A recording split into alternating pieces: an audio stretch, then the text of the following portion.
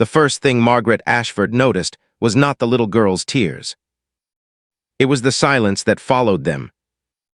The father never argued. He never raised his voice.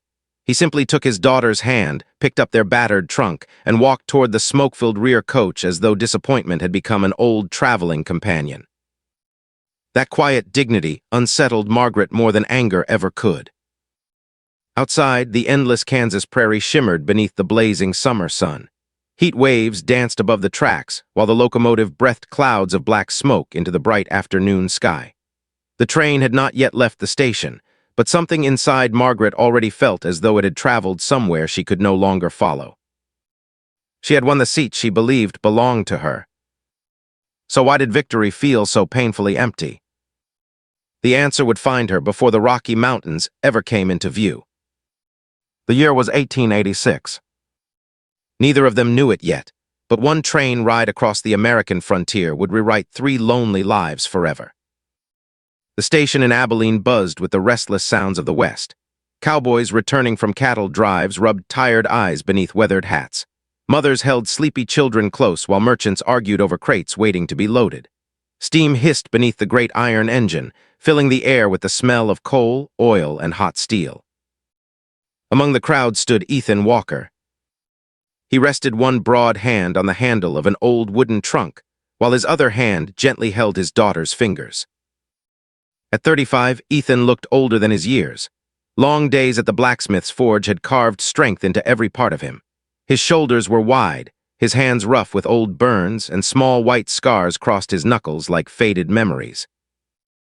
His shirt had been washed so many times that its blue color had nearly disappeared. Beside him stood 9-year-old Rose. She hugged a ragged cloth rabbit stitched together from pieces of her late mother's dress. One ear drooped lower than the other, but she loved it as though it were alive. "Papa," she whispered, looking up at the enormous locomotive, "does it always sound that loud?" Ethan smiled gently. "It likes folks to know it's coming." Rose giggled. The sound was small, but it warmed something inside him that grief had almost frozen. 3 years earlier, his wife Hannah had died during a harsh winter fever that swept through their small Wyoming settlement. Since then, every sunrise had begun with work, and every evening had ended with exhaustion. Still, he had made one promise beside Hannah's bedside: "Give our little girl a future bigger than this valley." He had never forgotten those words. For nearly a year he had worked before dawn and long after sunset. He repaired wagon wheels, horseshoes, broken tools, even cracked church bells. Every extra coin had been carefully hidden inside a flour tin beneath the floorboards. Now that sacrifice rested safely inside his vest pocket as 2 first-class train tickets to Colorado. Denver offered work, opportunity, perhaps even peace. Most importantly, it offered Rose a chance to grow where sorrow did not live behind every fence post. When they finally climbed aboard, Rose stopped in amazement. The coach felt grander than anything she had ever imagined. Soft velvet seats stretched beneath polished walnut walls. Brass lamps hung overhead, reflecting warm golden light across polished windows. She reached out carefully. "It feels softer than Mama's Sunday blanket." Ethan chuckled. "I hoped you'd like it." She climbed beside the window, pressing both palms against the cool glass. "We're really going, aren't we?" "We are. And nothing's going to stop us." He looked out across the crowded platform. "I surely hope not." For the first time in years, he allowed himself to believe those words. Across the station, another carriage rolled quietly to a stop. 4 white horses pulled it. Its polished black sides reflected the afternoon sun like still water. Footmen stepped down before opening the door. Margaret Ashford emerged without haste. People noticed immediately. Not because she demanded attention. Because wealth often announced itself before words ever could. She wore an elegant traveling dress of deep forest green trimmed with fine lace. A delicate brooch rested against her collar, while gloves of soft cream leather covered hands untouched by labor. At 32, Margaret carried herself with perfect posture. Too perfect. The kind built from years of learning, never to reveal pain. 5 years earlier, she had buried her husband, Charles Ashford, whose railway investments had made him one of the wealthiest men in Kansas. His fortune remained. His kindness had never existed. Behind closed doors, their marriage had been one of silence, appearances, and endless loneliness. Since his death, Margaret had traveled often, always sitting in the same train carriage, always choosing the same window seat. It overlooked the mountains she never truly noticed. Routine had become easier than remembering why she felt empty. As she entered the coach, conversations softened. Passengers recognized the Ashford name. The conductor straightened his jacket before greeting her with an eager smile. "Mrs. Ashford, your usual seat is ready." Margaret nodded politely, until she stopped. Someone was already sitting there. A working man. A child beside him. She frowned. The conductor's confident smile disappeared. He hurried forward. "I'm terribly sorry, Mrs. Ashford." Ethan looked up calmly. "Something wrong?" The conductor cleared his throat. "I'm afraid there's been a misunderstanding." Ethan reached into his vest and unfolded both tickets. "No misunderstanding from what I can see." The conductor examined them. Everything was correct. Row 7, window and center seats. He hesitated. Margaret remained standing.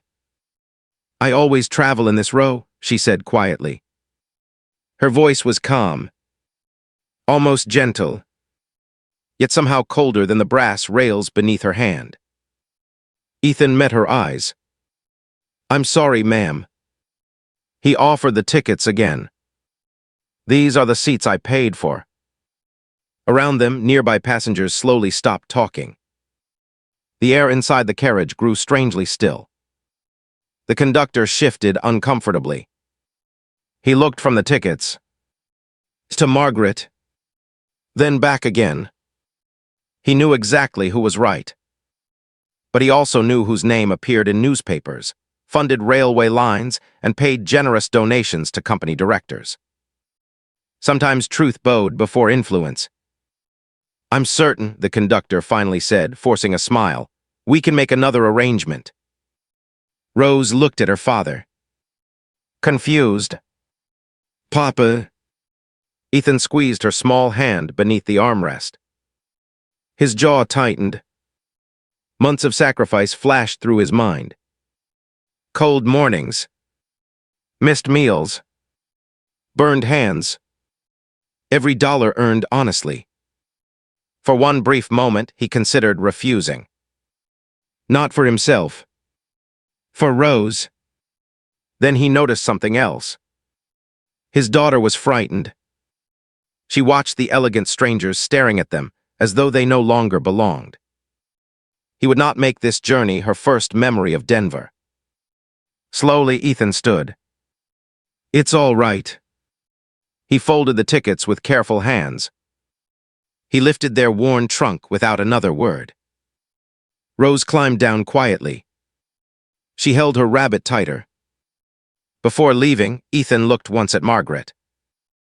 There was no bitterness in his face. Only disappointment. "I hope the view brings you happiness, ma'am." Then he turned away. Father and daughter disappeared toward the rear coaches. Margaret sat down. The velvet felt exactly as it always had. Soft, expensive, perfect, and somehow colder than ever before. Across the aisle, a prosperous cattle broker adjusted his waistcoat with a satisfied grin. Some people ought to remember where they belong. Margaret expected agreement to comfort her. Instead, the words struck her like grit blown across bare skin. She glanced toward the coach door. The little girl's frightened eyes lingered in her thoughts. So did the father's voice. Not angry. Not pleading, simply dignified. Outside, the train whistle echoed across the prairie. With a great hiss of steam, the locomotive finally began pulling west. Margaret rested a gloved hand against the window. For years, she had believed loneliness came from losing someone. As the station slowly disappeared behind drifting smoke, she experienced a different kind of loneliness. The kind created by becoming someone she no longer recognized. She told herself to look at the horizon. Instead, she found herself unable to stop looking toward the rear of the train, wondering why the man she had quietly pushed away refused to leave her thoughts.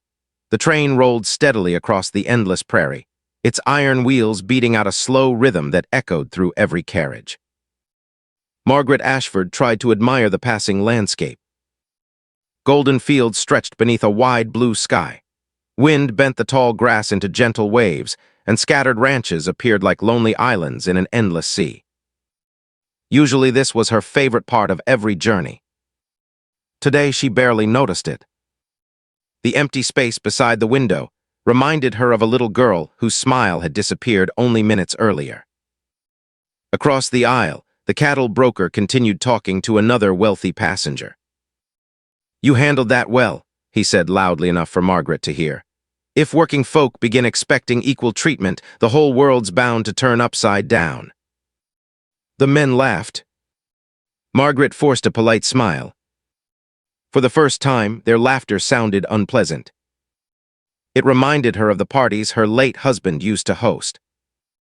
Rooms full of expensive clothes, crystal glasses, empty conversations. Charles Ashford had believed wealth made a person important.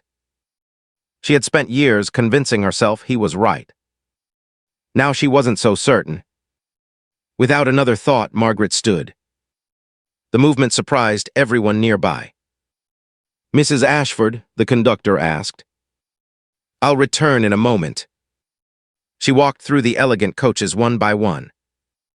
The polished wood gradually gave way to plain timber. Soft carpets became worn floorboards. The scent of perfume faded beneath coal smoke and engine soot. Children slept against their mothers' shoulders. Traveling laborers removed dusty hats and rubbed tired eyes. Older couples shared simple lunches wrapped in cloth. Nobody looked comfortable, yet many still managed quiet smiles. Margaret reached the final coach. Heat rushed over her the instant she stepped inside. The air was heavy, with smoke drifting back from the locomotive. She spotted Ethan and Rose near the rear window. The wooden bench looked painfully hard.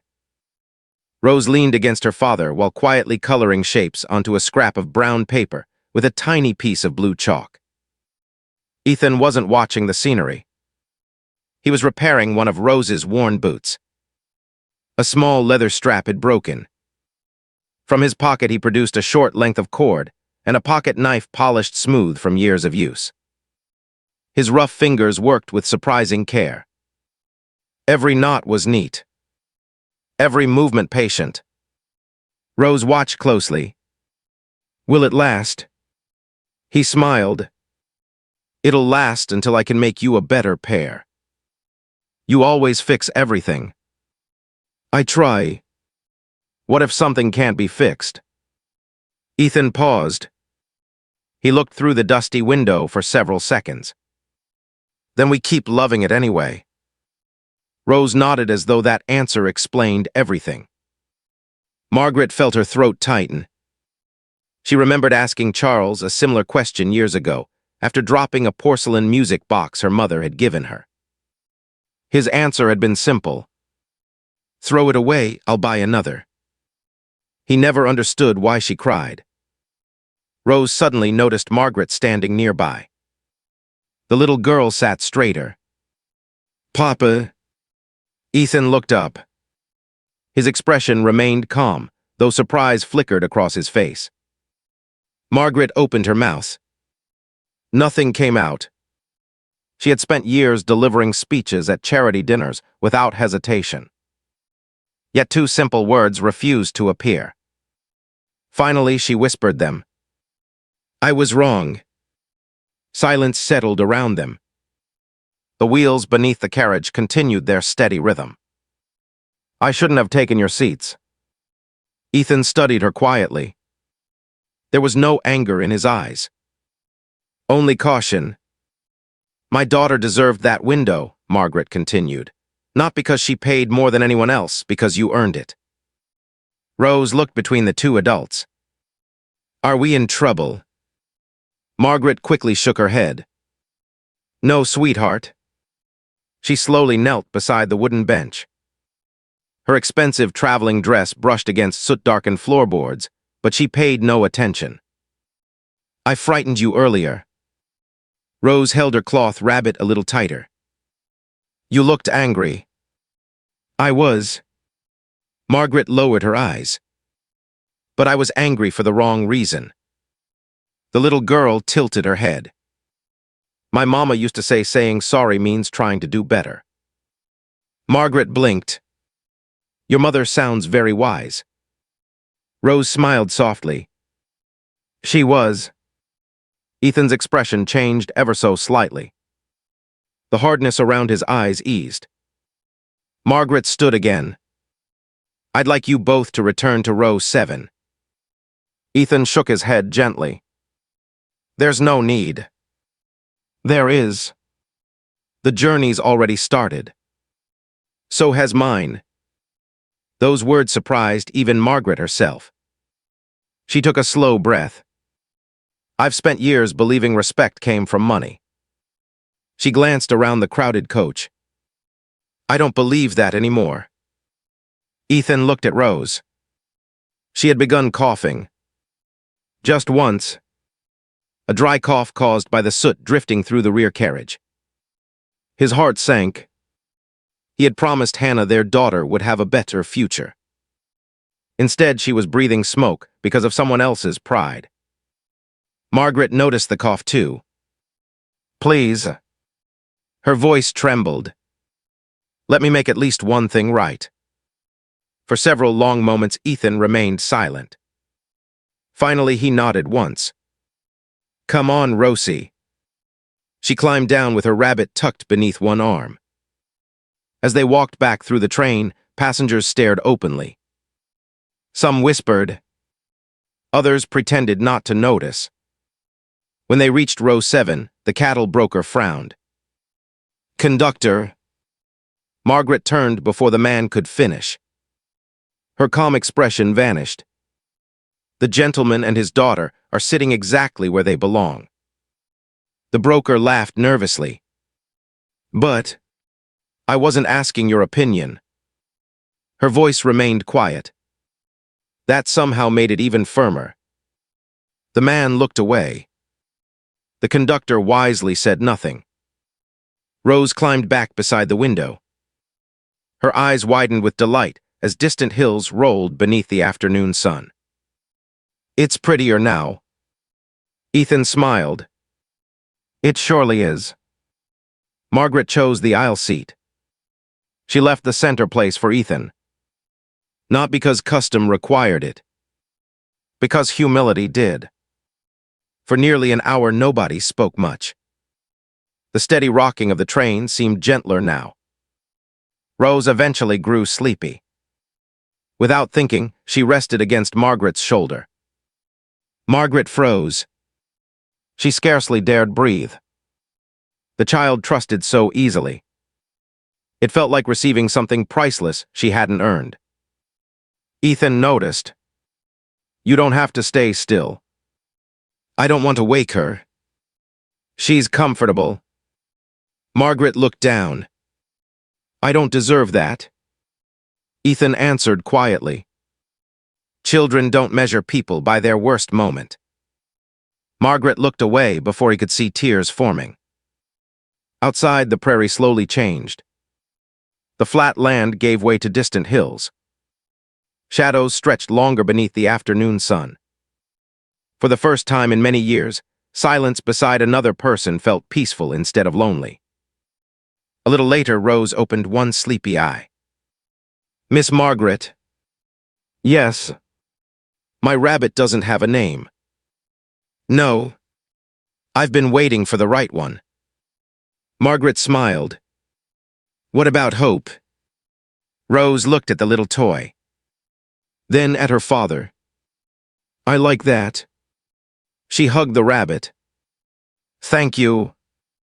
Margaret's heart warmed in a way expensive houses and grand parties never had. If this moment has touched your heart, tell us below. Do you believe one sincere apology can truly change a life? The peaceful moment lasted only seconds more.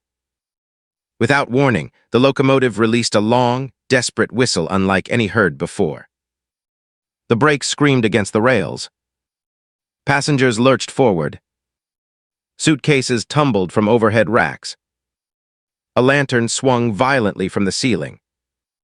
The train shuddered as though something enormous blocked the tracks ahead. Outside came another sound. Not thunder. Not wind. The pounding of fast-moving horses. Ethan was already on his feet before the train fully stopped. He looked through the window toward a cloud of dust racing across the prairie. Several riders were closing in. Their faces were hidden beneath dark bandanas. Margaret followed his gaze. What is it? Ethan's expression became grim. I think, he said quietly, placing himself between Rose and the carriage door. Our journey just found real trouble. The pounding of hooves grew louder with every passing second. Dust swirled outside the train windows until the afternoon sun disappeared behind a brown haze. Horses raced alongside the locomotive as masked riders shouted to one another across the wind. The engineer gave another desperate whistle. Then everything fell silent. The train ground to a complete stop in the middle of the lonely prairie. No town. No ranch. Only endless grass stretching toward the distant mountains. Inside the carriage, fear spread faster than fire through dry timber. A mother pulled her children beneath a seat. An elderly man clutched his Bible with trembling hands. The cattle broker who had mocked Ethan only an hour before turned pale and hid his gold watch inside his boot. Margaret instinctively reached for Rose. The little girl wrapped both arms around her rabbit, Hope, and leaned closer without saying a word. Ethan stepped into the aisle. His injured heart still carried years of grief, but fear had never ruled him. He had spent too many nights facing storms, broken wagons, and lonely winters to panic now. The carriage door burst open. Two armed men climbed aboard. Their faces were hidden beneath faded bandanas, and long coats concealed extra ammunition tied around their waists. Behind them stood another outlaw watching the platform with a rifle across his shoulder. The leader swept his eyes across the frightened passengers. Nobody plays the hero. His voice was rough from years beneath open skies. Hand over your money, jewelry, and anything worth carrying. No one argued. Pocketbooks appeared. Watches. Wedding rings. Small leather purses. One by one, valuables disappeared into a burlap sack. The robbers moved steadily through the coach. When they reached row 7, the leader stopped. His eyes settled immediately on Margaret. The sapphire brooch at her collar caught the afternoon light. Well now, he muttered. Looks like today just got profitable. He pointed his revolver toward her. Take it off. Margaret's fingers refused to move. Not because she feared losing the brooch. Because she had suddenly realized how little it meant. Rose quietly reached for Margaret's hand beneath the seat. The small gesture steadied her breathing. The outlaw noticed. He laughed. Even the rich need comforting. Before Margaret could respond, Ethan stepped forward. Leave the child out of this. The robber turned. You giving orders now? I'm asking you to remember she's only a little girl. The outlaw lifted the revolver until it pointed directly at Ethan's chest. You got courage. Ethan didn't answer. He simply stood there.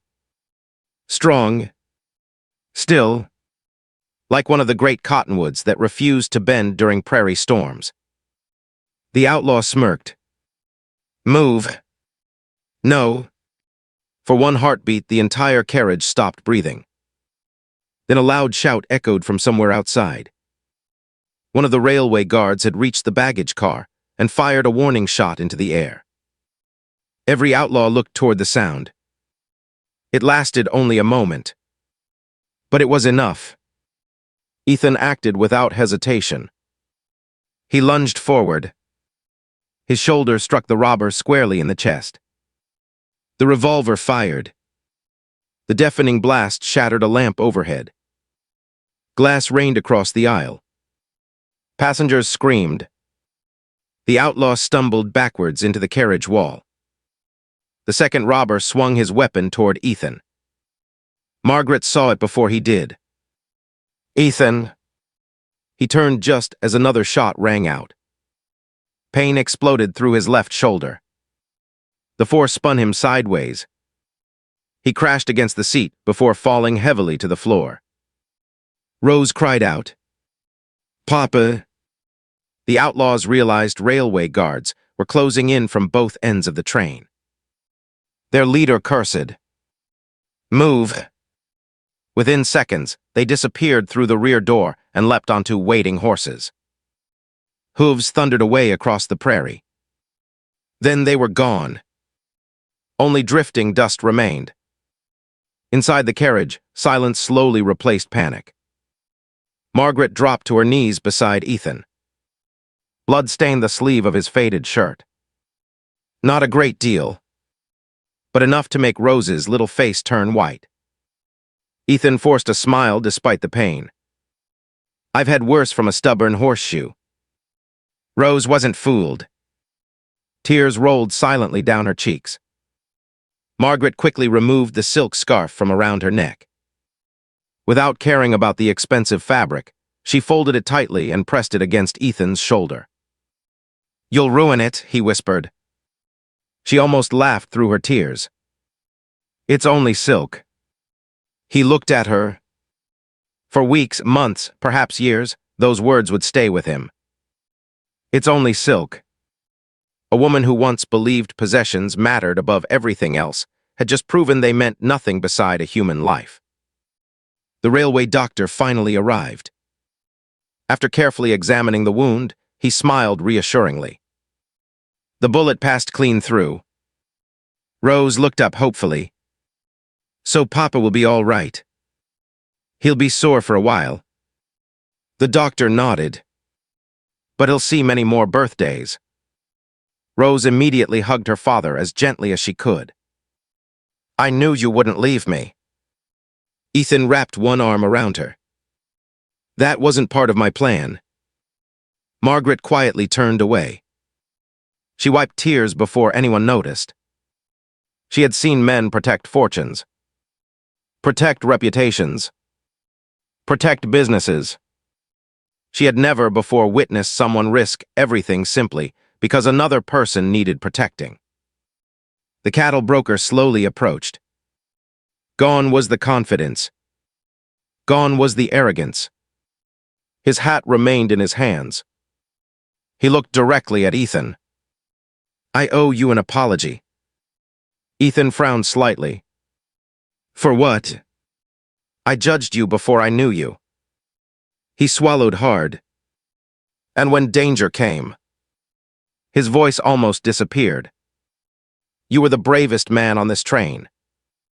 Ethan offered the faintest smile. "We all get chances to become better people."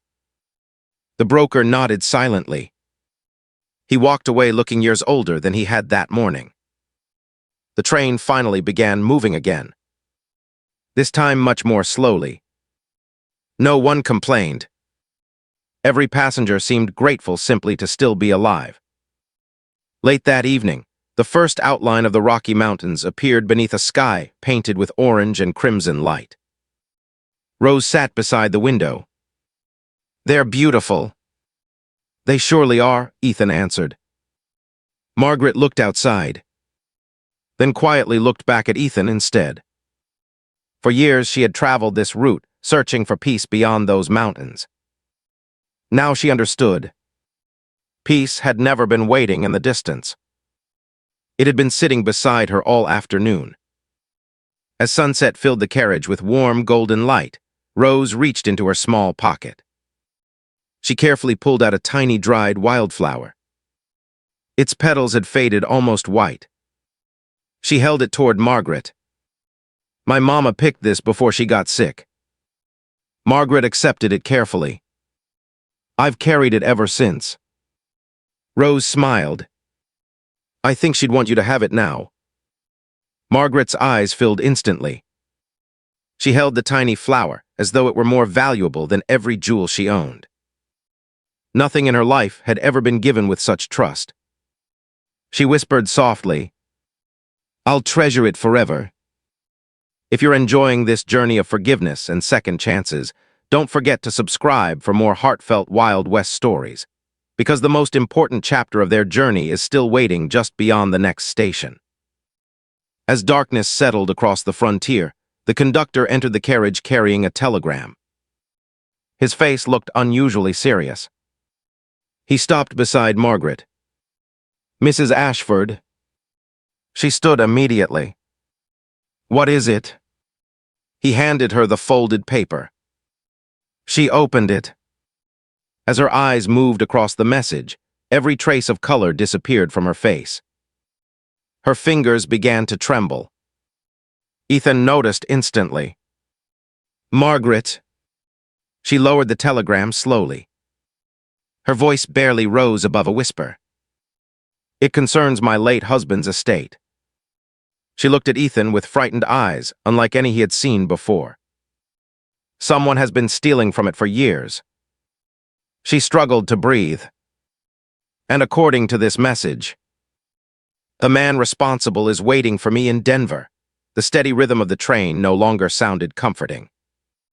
Every turn of the wheels carried Margaret closer to a truth she had never expected. She folded the telegram carefully and slipped it into her handbag. For several minutes she said nothing. Outside, the last light of day disappeared behind the Rockies, leaving only a ribbon of gold along the horizon. Ethan watched her quietly. "You don't have to carry it alone," he said. Margaret looked at him, surprised. "I've been carrying everything alone for years."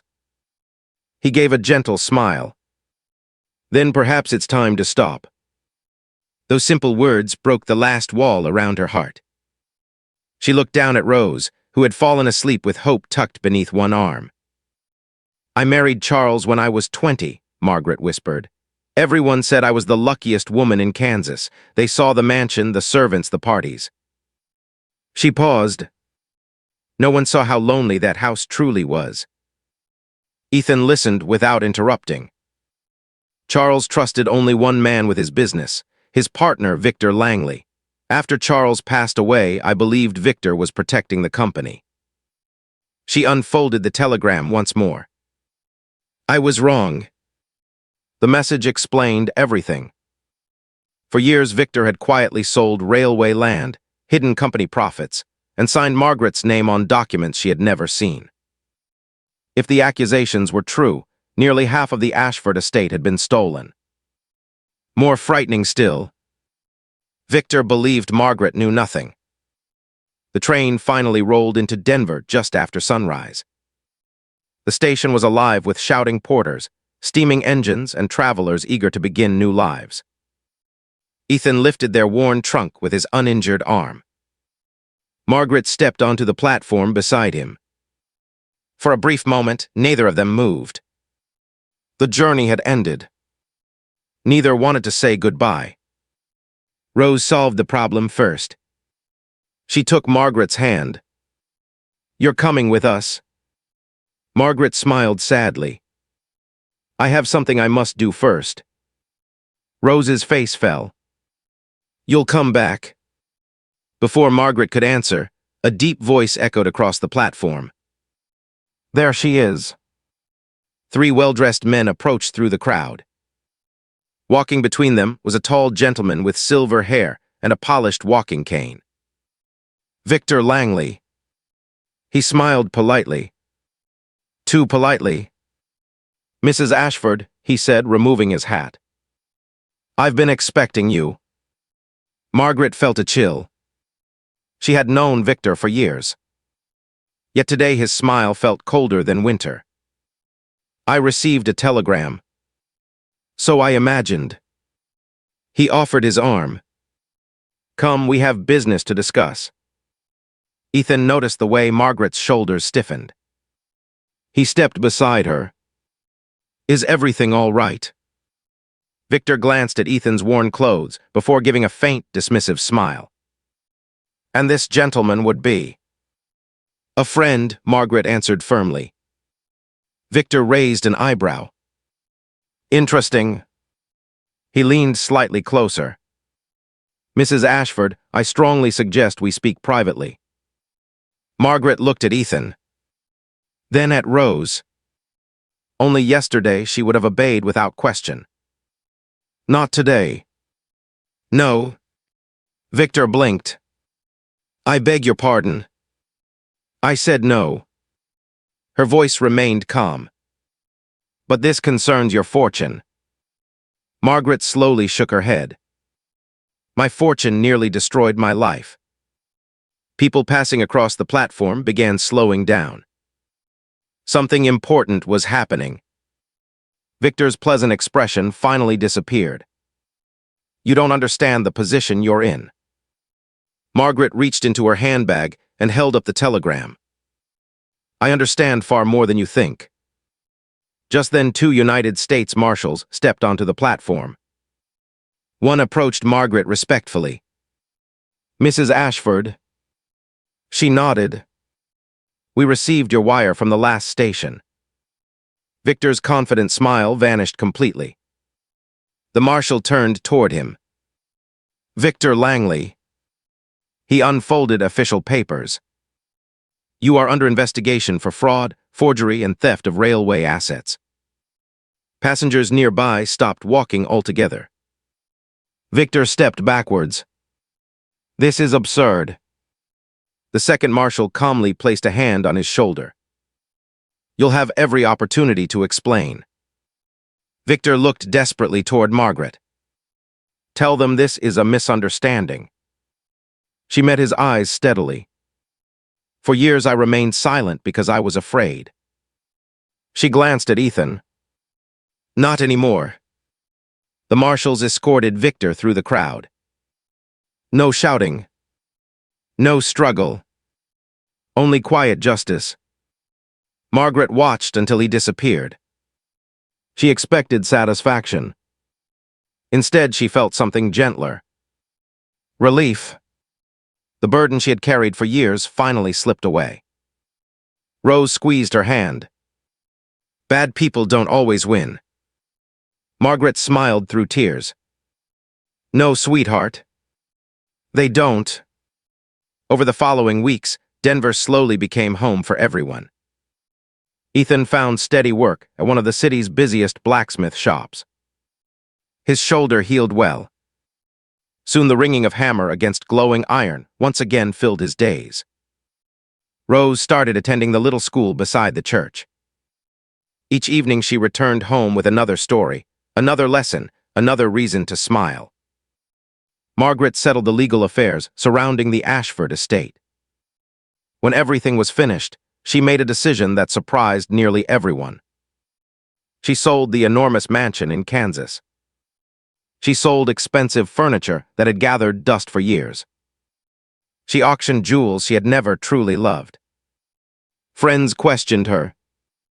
Why would you give up such a grand life?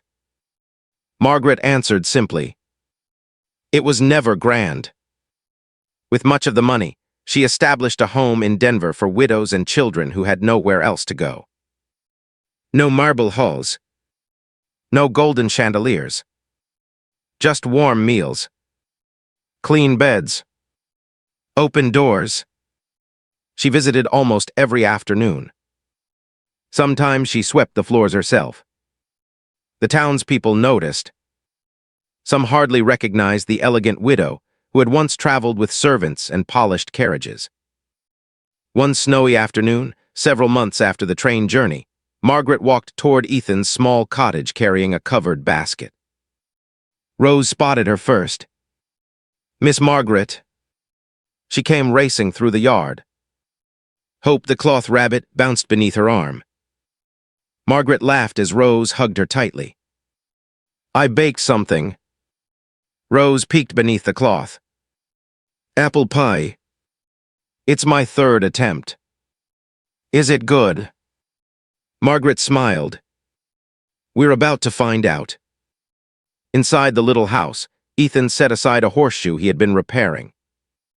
The fire crackled warmly. Fresh bread cooled beside the window. Everything about the place felt peaceful. Margaret looked around. There were no expensive paintings. No crystal chandeliers.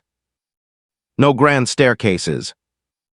Yet somehow, it felt richer than every mansion she had ever lived in. After supper, Rose slipped quietly outside to feed the chickens. Ethan and Margaret remained on the porch. Snow rested softly across the fields. Neither spoke for several moments. Finally, Ethan broke the silence. "Do you remember what I said on the train?" Margaret smiled. "You've said quite a few things. I told you no one should have to carry life alone." She nodded. "You did." He reached into his coat pocket. From it he carefully removed something small. A tiny wooden train. Beautifully carved by hand. Every window, every wheel, every detail had been shaped with patience. "I started making this after we arrived." Margaret accepted it carefully. "It's beautiful. It reminds me where everything changed." She ran her fingers gently across the smooth wood. "Row 7. Ethan nodded. "Exactly." He looked into her eyes. "I don't have estates." "I know." "I don't have fine clothes." "I know." "My hands will always smell of iron." She smiled. "I've grown rather fond of that." He laughed softly. Then his expression became serious. "What I do have," he reached for her hand, "is a home that would be brighter if you were part of it." Tears filled Margaret's eyes. Not tears of sadness. The quiet kind that arrive when a heart finally reaches the place it has been searching for. She squeezed his rough hand. "I spent years looking out train windows, believing happiness waited somewhere beyond the mountains." She stepped closer. "It was sitting beside me all along." Rose chose that exact moment to run back toward the porch. "I knew it." Both adults laughed. "You knew what?" Ethan asked. Rose grinned from ear to ear. "I knew Papa smiled differently whenever Miss Margaret visited." The three of them laughed until tears formed. 1 year later, Ethan built a sturdy wooden bench beneath a cottonwood tree overlooking the Rockies. He carved 2 simple words into its back. Row 7. On warm evenings, Margaret sat there beside him. Rose read her favorite books between them, while Hope rested on her lap. Sometimes they watched the mountains. Sometimes they watched the sunset. Most often, they simply watched each other. Because they had learned something the long train journey had quietly taught them. A person's place in this world is never decided by wealth, fine clothes, or reserved seats. It is decided by kindness, by courage, by forgiveness, and by the people who choose to stay beside you when the journey becomes difficult. If this story reminded you that one act of grace can change a lifetime, thank you for traveling this journey with us. Subscribe for more heartfelt Wild West stories and tell us in the comments, at what moment did Margaret truly become rich? The train reached Denver long ago. But for Ethan, Margaret, and little Rose, their greatest journey had only just begun.